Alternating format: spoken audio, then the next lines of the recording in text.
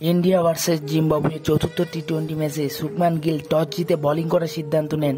Wesley মাধিবরে 24 বলে 25 run এবং তাদি ওয়ানসে মুরমানি 31 বলে 32 রান করেন। সেকেন্দার রাজা 28 বলে 46 রান করেন, যার ফলে জিম্বাবুয়ে 20 ওভারে মাত্র 7 উইকেট হারিয়ে 125 রান করেন। ভারতের হয়ে খলিল আহমেদ 2টি উইকেট নেন ও ডেবিউ ম্যাচে 1 উইকেট নেন আমাদের প্রিয় চেন্নাই সুপার কিংসের প্লেয়ার তুষার দেশপান্ডে ও সুন্দর একটি উইকেট ও অভিষেক শর্মা এবং শিবম দুবে একটি করে উইকেট নেন। 153 রানের টার্গেটে তাড়া করতে নেমে ভারতের দুই ওপেনার যশস্বী জয়সওয়াল ও ক্যাপ্টেন শুভমান গিল 10 উইকেটে এই ম্যাচ জিতে যায়।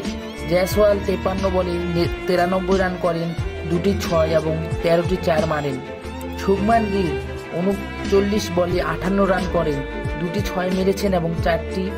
শুভমান গিল কি সেলফলেস প্লেয়ার না সেলফিশ প্লেয়ার তা এই ম্যাচে দেখা যায়।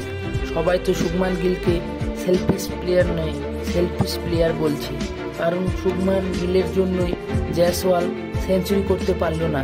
তা হাফ সেঞ্চুরি করার পরেও সে কেন 6 মেরে ম্যাচ জেতালো, তবুও দোষ দিচ্ছে আমাদের শুভমান গিলকে।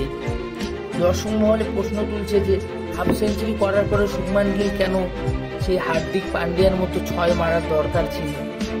এটা কি প্রাপ্য ছিল না যশস্বী জয়সওয়াল সেঞ্চুরি করার? তবে তোমরা কমেন্টে জানাবে যে এটা কি আদৌ